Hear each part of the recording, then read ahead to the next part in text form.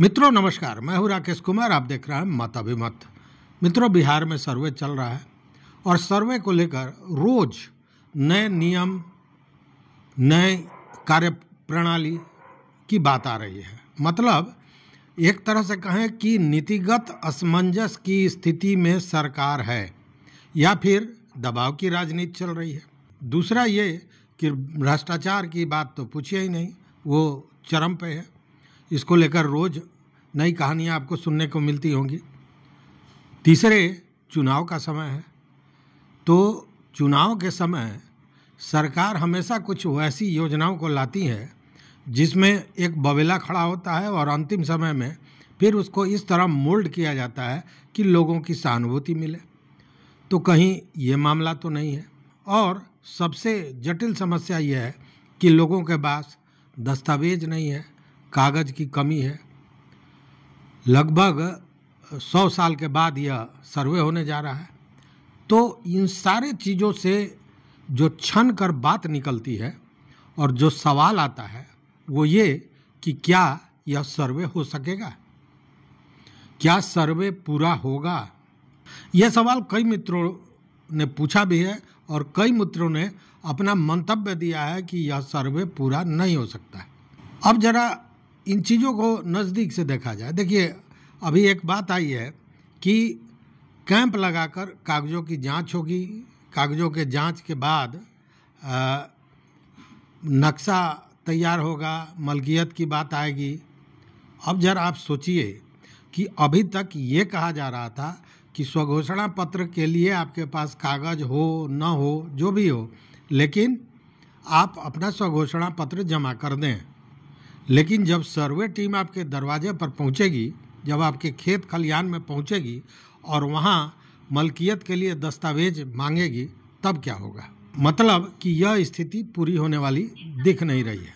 और दूसरी बात कि अमीनों को यह निर्देश दिया गया है कि घर घर जाएं, स्वघोषणा पत्र लाएं और 7 दिनों का समय दिया गया है कि 7 दिनों के अंदर में प्रपत्र 5 भर के दे दें। यह संभव दिखता है क्या? कहीं से भी संभव नहीं है कि अमीन घर घर जाके स्वघोषणा पत्र लाके वंशावली लाद के और उसको प्रपत्र 5 में भर कर दे सकें। संभव ही नहीं दिखता है। तो फिर ऐसे कानून, ऐसे निर्देश क्यों दिए जाते हैं? अब अगर आगे देखें आप, तो जमाबंदी को दुरुस्त करने की बात हो रही है कि हर गांव में शिविर लगेगा और स्पॉट पे ही जमाबंदी को क्लियर किया जाएगा, किसका है, क्या है, कैसे है। फिर उसके लिए किन चीज़ों की ज़रूरत पड़ेगी? तो खतियान की ज़रूरत पड़ेगी, दस्तावेज की ज़रूरत पड़ेगी, सारे कागजातों की ज़रूरत पड़ेगी। आएगा कहाँ से? मतलब कि यह भी पूरा होने नहीं जा रहा है। हालांकि ये सरकार ने जो सोची है बात, वो अपने जगह पे सही है, लेकिन यह होने वाला दिख नहीं रहा है। व्यवहारिक पक्ष तो यही कहता है।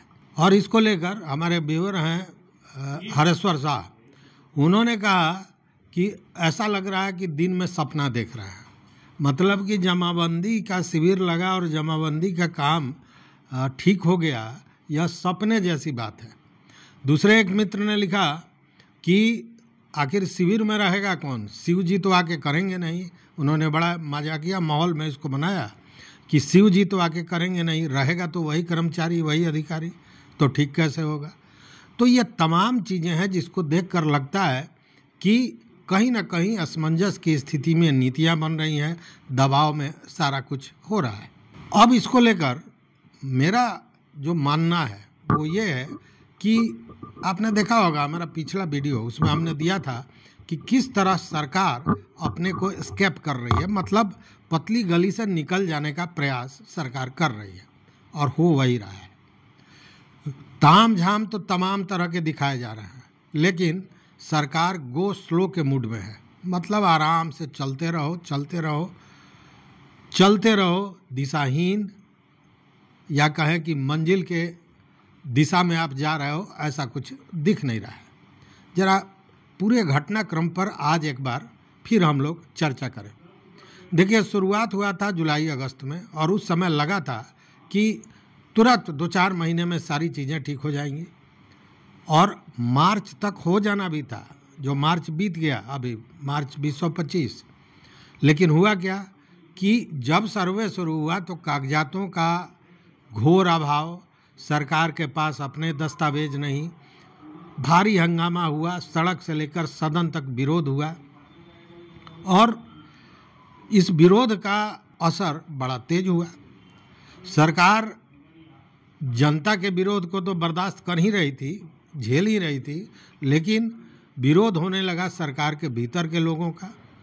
भाजपा वालों को लगा कि अगली सरकार में, अभी नीतीश जी के बैसाखी पर भाजपा की सरकार चल रही है, डबल इंजन की सरकार, उनको लगा कि अगर ये रहा तो अगली बार यह भी मौका नहीं मिलेगा। मतलब लोगों में जो आक्रोश था उसको देखकर उन लोगों को ये समझ में आई बात, तो उन लोगों ने भी विरोध किया।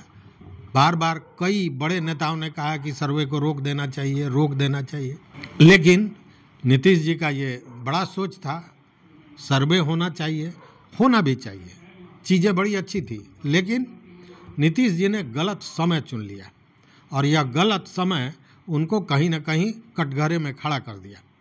क्योंकि तब आपको याद होगा ये बातें चल रही थी कि सरकार केवल अपना ज़मीन निकालना चाहती है और चुनाव के पहले वो इसे भूमिहीनों में बांटेगी और अपना चुनावी नैया पार कराएगी। होना भी वही था। और मैं आपको बताऊं कि भले सर्वे हो या ना हो, चुनाव के पूर्व यह काम होगा, कम हो ज़्यादा हो, लेकिन यह काम होगा, जो मेरी सोच है उसके तहत। लेकिन अब ज़रा आप अंदाज कीजिए कि जब यह विरोध ज़रूरत से ज़्यादा तेज हो गया, तब यह बात सामने आई कि आखिर इसका रास्ता क्या है। क्योंकि सीधे सरकार सर्वे अगर बंद कर देती तो बड़ी मिट्टी पलीद होती कि जब विरोध हुआ तो सरकार ने बंद कर दिया। तो सरकार ने गो स्लो का तरीका अपनाया और आपको याद होगा उस समय मंत्री थे राजस्व एवं भूमि सुधार मंत्री जायसवाल जी। तो दिलीप जायसवाल ने कहा कि लोगों के सहूलियत के लिए, रैयतों के सुविधा के लिए हम नई नियमावली लाएंगे। वो नियमावली क्या था? वो नियमावली फेस सेविंग डिवाइस था, अपने चेहरों को छिपाने का एक तरीका। एस्केप स्ट्रीट मतलब पतली गली से कैसे निकले उसका रास्ता था। और वह रास्ता क्या था कि नए नियमावली में बताया गया कि सर्वेक्षण के लिए 180 दिन कार्य दिवस दिए जाएंगे, फिर मैप बनाने के लिए 90 कार्य दिवस, उसके बाद दावा प्रस्तुत करने के लिए 60 दिन का कार्य दिवस, फिर उसके निस्तारण के लिए 60 दिन का कार्य दिवस और अंतिम अधिकार अभिलेख के लिए 90 दिन का कार्य दिवस। यह कार्य दिवस है। 180 दिन का मतलब 6 महीने, 6 त्रिका 18, 180 दिन 6 महीने, और 6 महीने कार्य दिवस। हर माह में 4 कम से कम रविवार होता है, जो कार्य दिवस नहीं होता है उसको इसमें नहीं गिन सकते हैं। छुट्टी जो पर्व त्यौहार या अन्य दिनों के लिए छुट्टी होती है उसको नहीं गिन सकते हैं। मतलब 7-8 महीने तो यही खींच रहा था। उसके बाद फिर मैप के लिए 90 कार्य दिवस, 90 मतलब 3 महीना, जो लगभग 4 महीने हो जाएगा। फिर उसी तरह 60 दिन, फिर 90 दिन। कहने का मतलब कि इस तरह की व्यवस्था दी गई नए नियमावली में कि चुनाव इसमें टल जाए, सरकार पर यह आरोप भी नहीं लगे कि गलत ढंग से उन्होंने सर्वे कराया, सरकार को विरोध भी नहीं झेलना पड़े, और स्लो एंड स्टडी एकदम आराम से गो स्लो के तर्ज पर काम होता रहे। यह भी कहा जाए कि चल रहा है सर्वे और किसी पर किसी तरह का दबाव भी न पड़े, लोगों का आक्रोश ठंडा पड़ जाए। धीरे धीरे आक्रोश ठंडा भी हुआ, इसमें भी शक नहीं है, आक्रोश ठंडा हुआ, मतलब सरकार की यह नीति काम कर गई।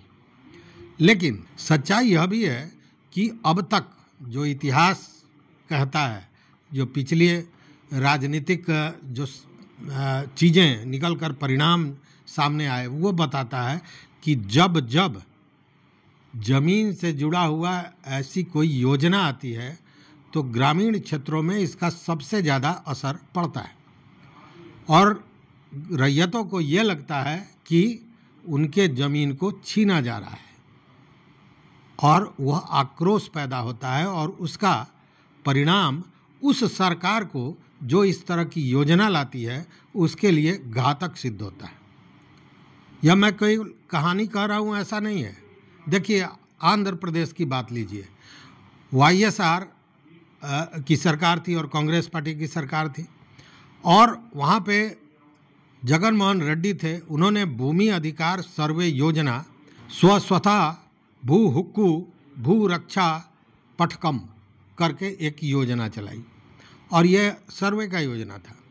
यह 2020 में शुरू हुआ और 2023 में ये समाप्त हुआ। लेकिन विवादित इतना हुआ कि जब चुनाव हुआ तो लोकसभा चुनाव में 2024 में जो हुआ है उसमें वाईसीआर कांग्रेस के सरकार को जाना पड़ा, मुंह की खानी पड़ी, करारी हार हुई।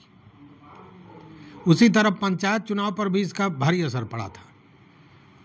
और फिर अब आ जाइए झारखंड में भाजपा की सरकार थी और भाजपा की सरकार ने वहाँ CNT-SPT एक्ट जो भूमि अधिनियम था उसमें संशोधन की बात कही। अब CNT मतलब छोटा नागपुर टेनेंसी एक्ट और SPT का मतलब था संथाल परगना टेनेंसी एक्ट। इस एक्ट में संशोधन की बात हुई और केवल इतने पर ही, चूंकि ये भूमि से जुड़ा हुआ मामला था, वहाँ के आदिवासियों में भयानक आक्रोश हुआ और उसी के चलते पत्थलगड़ी आंदोलन की शुरुआत हो गई थी।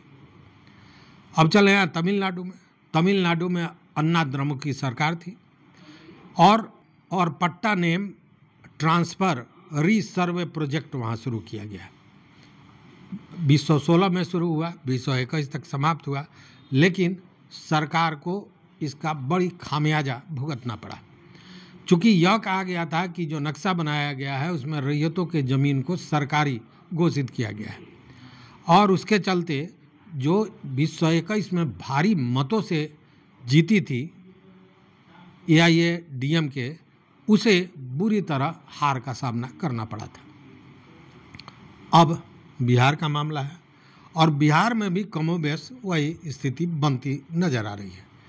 क्योंकि बिहार में यही शुरुआती दौर से जो चर्चा थी कि सरकार अपना ज़मीन निकालना चाहती है, सरकार किसी तरह जो वर्षों से लोग हैं, जो भूमिहीन हैं, जो भी हैं, उन सारे लोगों से ज़मीन छीन लेगी, इस तरह की चर्चाएं चलती रही और उसी में बेतिया राज का ज़मीन अधिग्रहण जो अधिनियम बनाकर कर लिया गया बिहार सरकार द्वारा, उसने इस आग में घी का काम किया और लोगों को लग गया कि सरकार ज़मीन छीनना चाहती है।